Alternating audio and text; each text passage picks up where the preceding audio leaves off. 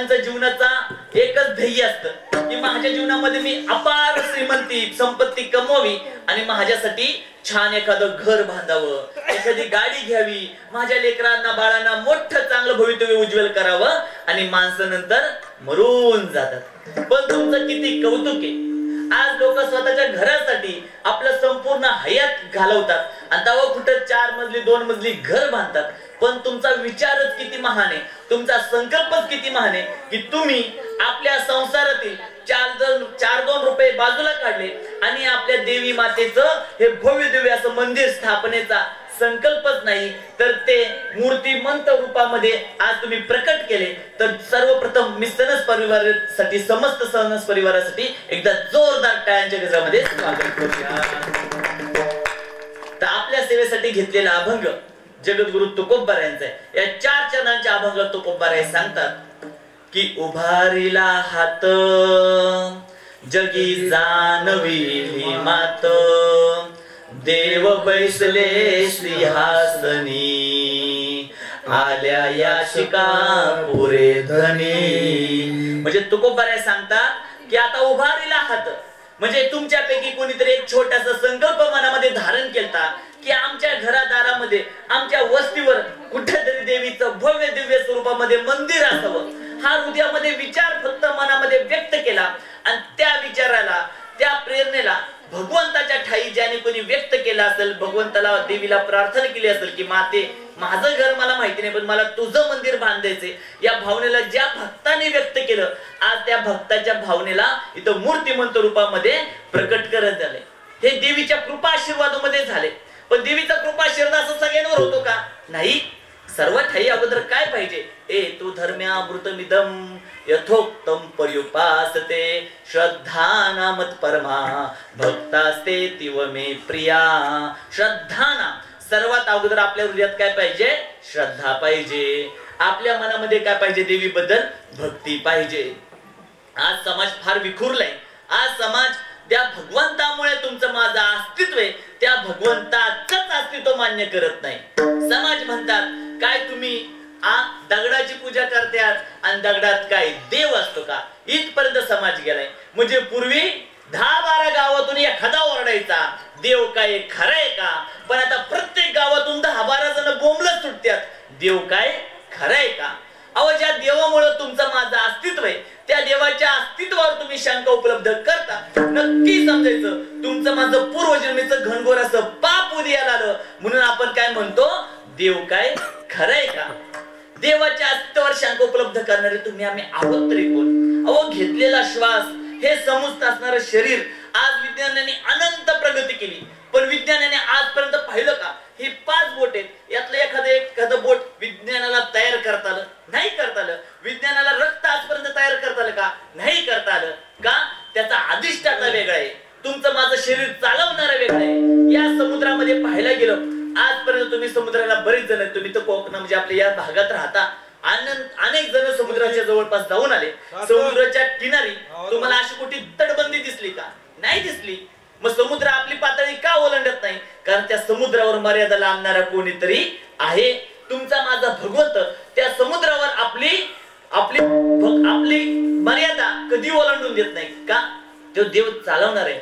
या नीतिमंत असणाऱ्या या भगवंताच्या अस्तित्वावर शंका उपलब्ध नाही करायला पाहिजे. तसं पाहायला गेलं तुम्हाला सांगायची गरज नाही. तुम्ही देवाला मानता म्हणून तर देवाचं मंदिर बांधताय. म्हणून सांगताय का? तुम्हाला लोकांनी आदर्शवत मानलं पाहिजे. आपल्या मंदिरासाठी आपल्या भगवंताच्या भक्तीसाठी आपल्या हृदयातील भाव व्यक्त करण्यासाठी कुठेतरी एखादं अधिष्ठान पाहिजे. त्या अधिष्ठानाला आपण सर्वस्व मानलं पाहिजे आणि त्या अधिष्ठानाप्रती आपली भक्ती कायम आपण व्यक्त केली पाहिजे. विठ्ठल. एकदा मोरारी बापू आता सध्या आहेत आपल्या सर्वांना माहिती आहे, ते एकदा बसले होते. त्यांनी एका शिष्याला विचारलं बापू मला एक सांगा बरं, देवाच्या दर्शनासाठी मंदिरातच जायला पाहिजे का?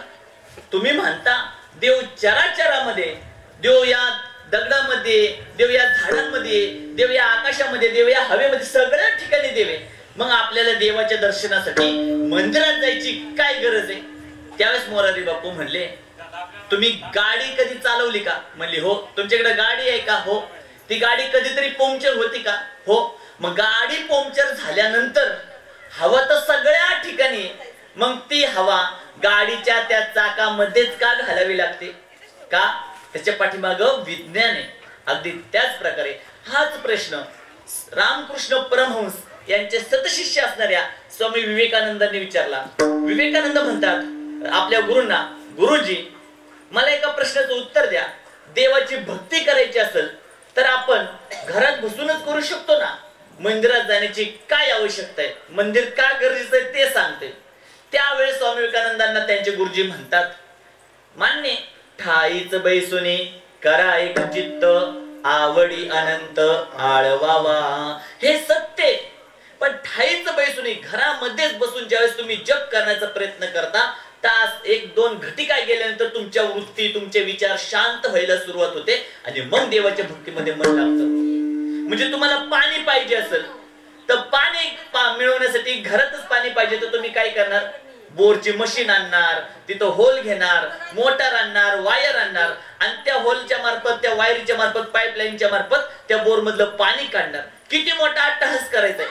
मग त्यापेक्षा साधं सरळ गणित आहे ना, जिथं निखळता पाण्याचा झरा वाहतोय तिथं गेला पाहिजे तेवढं पाणी आणि ताजं तवानं पाणी आपल्याला मिळणार आहे. अगदी त्याच प्रकारे जिथं निरंतर देवाचं नामस्मरण होते, जिथं रोज सायंकाळी सकाळी देवीसाठी दिवा लावला जाणार आहे, देवीच्या प्राण प्रतिष्ठेच्या निमित्ताने ज्यावेळेस कीर्तन होणार आहे, जागरण होणार आहे, गोंधळ होणार आहे, अशा ठिकाणी ज्यावेळेस तुम्ही देवीच्या मंदिरात जाताल तिथं 2 क्षण जरी तुम्ही शांत बसले तर तुमच्या चित्ताच्या वृत्ती शांत होतात आणि देवाच्या भक्तीमध्ये मन लागतं. विठ्ठल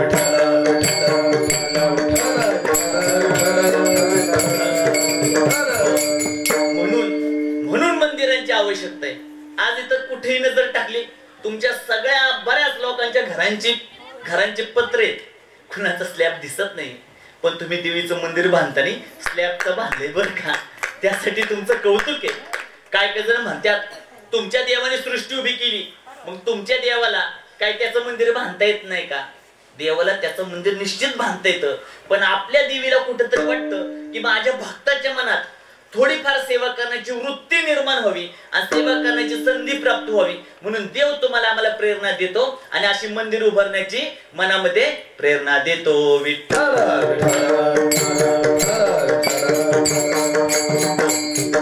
म्हणून तुमचं घर असेल, कुटुंब असेल, आता मला एवढं माहिती नाही, पण ज्याच्या कोणाच्या मनामध्ये हा विचार आला, आपण मंदिर उभारायचं का रे देवाचं, देवीचं मंदिर उभारायचं का, त्याने आपल्या घरामध्ये तो विचार मांडला. जो कोणी जनक असेल हा मंदिराचा विचार मांडण्याचा, त्याच्यावर देवीची कृपा झाली गाड्या, खूप कृपा झाली. कारण देवी मनात म्हणती, जो तो आपलं घर बांधण्यासाठी विचार करतो, जो तो आपली गाडी घेण्यासाठी विचार करतो, जो तो आपल्या मुलाबाळांना घडवण्यासाठी विचार करतो, माझं मंदिर बांधण्याचा विचार. आणि पहा ना, त्या देवीची मूर्ती पाहिल्यानंतर साक्षात नवलाई माता किती गोड दिसते, असं एकटक पाहावंसं वाटतं. म्हणजे अशी पुरातन मूर्ती वाटते, असं घडवलेली मूर्ती वाटत नाही. ही साक्षात देवी तुमच्या हृदयातून व्यक्त करत होती की मला आता कुठेतरी मंदिरामध्ये स्थापित करा. मग तो विचार ज्याच्या मनामध्ये आला, त्या विचाराला आणि ज्याच्या मनात आला त्याला खूप मोठा कृपा आशीर्वाद देवीचा आहे, खूप मोठा. आणि मंदिर उभारल्यानंतर काय होणार आहे? मंदिर उभारल्यानंतर तुम्ही मला सांगा, मंदिर उभारलं तुम्ही कुलूप लावून ठेवताल का? अहो, मंदिर उभारलं रोज सायंकाळी देवीच्या पुढे काय लागणार आहे? दिवा लागणार आहे. आणि ज्या ज्या क्षणाला दिवा लागणार त्या त्यावेळेस तिथे काय निर्माण होणार आहे? प्रकाश निर्माण होणार आहे. अहो, जो तुमच्या माझ्या हृदयामध्ये प्रकाश निर्माण करणारी देवी, त्या देवीच्या मंदिरामध्ये जो व्यक्ती प्रकाश निर्माण करेल त्याच्या जीवनात प्रकाश आल्याशिवाय राहणार नाही. म्हणून आज ज्यांनी देवीच्या संकल्पाने हा जो संकल्प व्यक्त केला आणि मंदिर स्थापन केलं, तेच तुकोबारायांचं अभंगाचं प्रथम चरण.